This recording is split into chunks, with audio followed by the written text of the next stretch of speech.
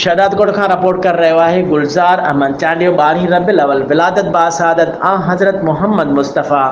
ख़तमुन नबीयीन सल्लल्लाहु अलैहि वसल्लम जे इंतज़ामनि बाबति डिप्टी कमिश्नर कंबर शहदादकोट सज्जाद हैदर क़ादरी SSP कंबर मोहम्मद कलीम जी सदारत हेठि DC ऑफिस कंबर में मीटिंग थी गुज़री, जंहिंमें ज़िले भर मां मुख़्तलिफ़ मकतब फ़िक्र जे उलमा इकरामनि सभिनी तालुक़नि जे असिस्टेंट कमिश्नरनि CMO समेत मुख़्तलिफ़ लाॻापियल इदारनि जे अहलकारनि वॾे तादाद में शिरकत की। उन मौक़े ते मुख़्तलिफ़ मकतब फ़िक्र जे उलमा इकरामनि पंहिंजा मसइला पेश कया, जंहिंमें 12 रबीउल अव्वल जे ॾिहाड़े ते जलसनि ऐं जुलूसनि खे पुलिस जी सिक्योरिटी ॾियण बच बिजलीअ जो लोड शेडिंग न करणु ऐं सफ़ाई सुथराई रोडनि रस्तनि ते शिनकार करणु समेत जुलूसनि जी गुज़रगाहनि ते लाइटिंग कराइण जो मुतालबो कयो। उन मौक़े ते डिप्टी कमिश्नर कंबर शहदादकोट ॻाल्हाईंदे चयो त 12 रबीउल अव्वल जो ॾींहुं असांजे प्यारे पैगंबर हज़रत मोहम्मद मुस्तफ़ा सल्लल्लाहु अलैहि वसल्लम ख़ातिमुन नबीयीन जे विलादत बासआदत जो ॾींहुं आहे, जेको असां सभिनी मुस्लमाननि लाइ ईद जो ॾींहुं आहे। उन मौक़े ते